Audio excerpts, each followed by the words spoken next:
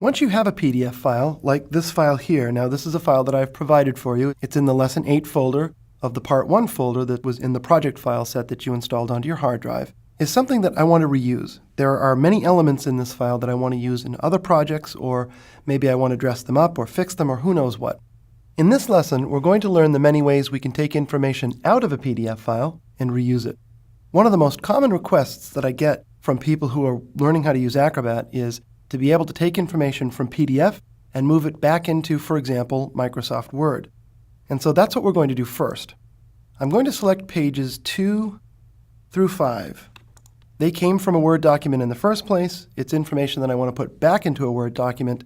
Now, I don't want to export all of the information in this document to Word. I just want these pages. So for that, I'm first going to extract these pages using the Pages palette.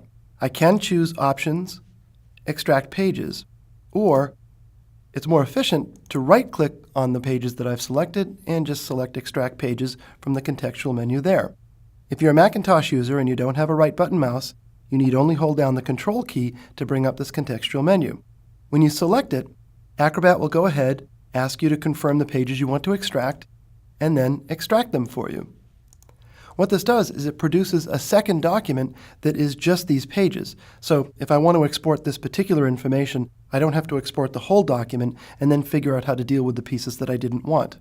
The next step is to export it to Word, and that's a very easy process. One of the task buttons up here in the toolbar is Export, and I'm going to select Export Word Document. Now I'm going to save this down to the desktop, just so that I know right where to find it. And before I perform the export, I want to click on Settings because I want to consider these a little bit. First off, if my PDF file included comments, I can convert those into Word comments, which might be useful. In this case, I don't have any, but I'll deselect it just in case there's one hidden in there somewhere. Also, if I'm just interested in the text, this document has some logos in it. I may or may not want to include the images. I'm going to go ahead and leave them, and I'm going to leave the output format JPEG.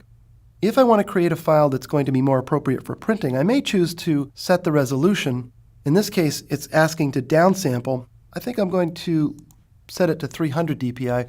That means that if I need to print this on a higher quality printer, I can.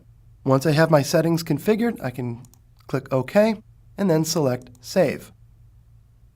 Acrobat will go ahead and perform the export for me. And when it's done, I have a Word file sitting on the desktop. Let's go take a look at it. So I'm going to Alt-Tab over to Microsoft Word, which I have running. I'm going to select Open. And on the desktop, there's a file that I just created. I'll click Open, and there we have it. It did its very best to maintain the formatting, the location of graphics, everything about this document that it could maintain, it did. Now, I want to set your expectations correctly. It's not always going to work as perfectly as you might like.